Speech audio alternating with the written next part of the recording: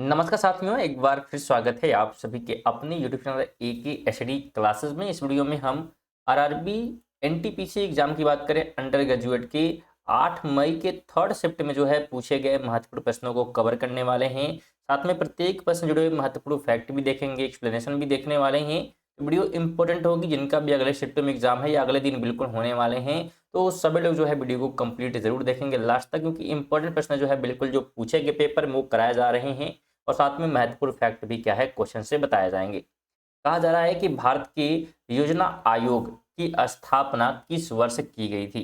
बिल्कुल आपके पेपर में जो है यहाँ पे बना हुआ प्रश्न है कि भारत के योजना आयोग की स्थापना जो है किस वर्ष की गई थी। तो 1950 में ध्यान रखेंगे इसकी जो है स्थापना की गई थी। डेट की अगर बात करेंगे तो 15 मार्च डेट था, तो ये भी आप ध्यान रखेंगे। हालांकि ये प्रश्न पूछा गया था इस प्रकार से, आपसे सिर्फ डेट पूछा था, लेकिन आप तारीख भी ध्यान रखेंगे 15 मार्च का जो है डेट था। और इसके पहले अध्यक्ष जो है पंडित जवाहरलाल नेहरू थे। ध्यान रखेंगे इसे जो है 1 जनवरी कब से, तो 1 जनवरी जो है 2015 से जो है इसके स्थान पे नीति आयोग आ गया है। क्या आ गया है, तो नीति आयोग आ गया है प्रतिस्थापित करके योजना आयोग को, तो ये भी ध्यान रखेंगे। आगे है कि हम्पी जो है किस मध्यकालीन हिंदू साम्राज्य की राजधानी थी। आपके पेपर में पूछा गया प्रश्न था ये, 8 मई के थर्ड शिफ्ट में बिल्कुल बना हुआ था। तो बिल्कुल आप जितने लोग अगर पेपर दे के आए और इस वीडियो को देख रहे हैं तो कमेंट बॉक्स में जो बताएंगे कि बिल्कुल ये प्रश्न पूछा गया था कि नहीं पूछा गया था। बिल्कुल बना हुआ प्रश्न है और 100% वही प्रश्न कराए जा रहे हैं जो कि आपके पेपर में बन रहे हैं। तो हम्पी की बात करेंगे मध्यकालीन हिंदू साम्राज्य की राजधानी की, तो यह जो है राजधानी जो है बिल्कुल विजयनगर साम्राज्य की हुआ करती थी। ऑप्शन नंबर बी इसका राइट हो जाएगा। ध्यान रखेंगे विजयनगर साम्राज्य की स्थापना की अगर हम बात करते हैं यहाँ पे, तो ध्यान रखेंगे ये जो है 1336 में, कब की बात हो रही है, 1336 में जो है ध्यान रखेंगे हरिहर जो है प्रथम बुक्का राय द्वारा जो है इसने क्या है तो स्थापित किया था। दो भाई थे हरिहर और बुक्का, दोनों ने मिलकर जो है विजयनगर साम्राज्य की जो है स्थापना की थी। और ये जो ये ध्यान रखेंगे यह जो है क्षेत्र है कर्नाटक में तुंगभद्रा नदी के तट पर जो है स्थित एक यूनेस्को विश्व धरोहर स्थल भी है। तो ध्यान रखेंगे अगर हम्पी की हम लोग बात करेंगे तो। ठीक है, चलिए आगे हम लोग बात करते हैं। तो ऑपरेटिंग सिस्टम के संदर्भ में पीवीएस का पूर्ण रूप क्या है, फुल फॉर्म पूछा जा रहा है ऑपरेटिंग सिस्टम के संदर्भ में। तो इसका जो फुल फॉर्म हो जाता है ध्यान रखेंगे प्रायोरिटी बेस शेड्यूलिंग, ये इसका क्या है तो फुल फॉर्म है। बी ऑप्शन राइट हो जाएगा। कंप्यूटर जो है विज्ञान और ऑपरेटिंग सिस्टम में पीबीएस का अर्थ जो है बिल्कुल प्रायोरिटी बेस शेड्यूल होता है, शेड्यूलिंग। ठीक है, अगला प्रश्न आपके पेपर में पूछा गया कि विश्व कुश्ती चैंपियनशिप में स्वर्ण पदक और 2 व्यक्तिगत ओलंपिक पदक जीतने वाले पहले भारतीय पहलवान कौन है।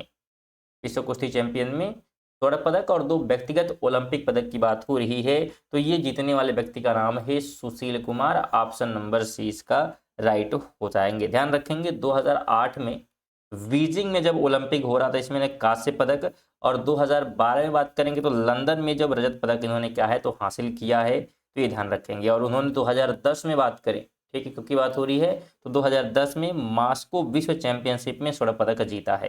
ठीक है, तो 2008 में बीजिंग में आयोजित किया गया था, कांस्य पदक इन्होंने जीता। 2012 में लंदन में रजत पदक इन्होंने जीता, और फिर जो है 2010 में विश्व चैंपियनशिप स्वर्ण पदक इन्होंने क्या किया, हासिल किया। अगला प्रश्न पूछा गया पेपर में अम्ल वर्षा के लिए मुख्य रूप से कौन सी गैस जिम्मेदार है। अम्ल वर्षा के लिए, एसिड रेन के लिए। तो एसिड रेन की जब लोग बात करेंगे तो इसके लिए सल्फर डाइऑक्साइड क्या होता है तो जिम्मेदार हो जाता है।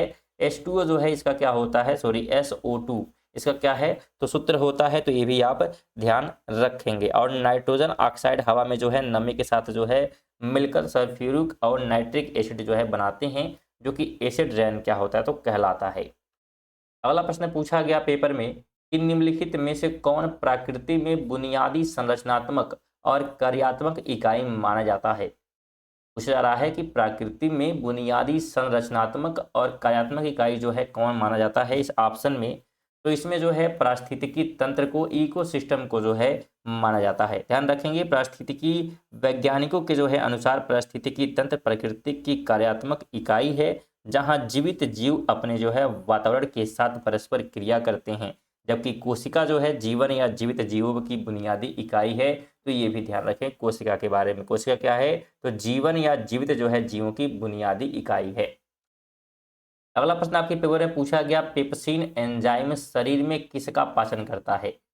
पेप्सिन एंजाइम की बात हो रही है, किसका जो है पाचन करता है, तो यह जो है प्रोटीन का जो है पाचन करता है। ऑप्शन नंबर सी इसका राइट हो जाएगा। ध्यान रखेंगे ये क्या करता है, तो छोटे छोटे जो है पेप्टाइड्स में जो है तोड़ता है और यह केवल अम्लीय जो है वातावरण में ही कार्य करता है।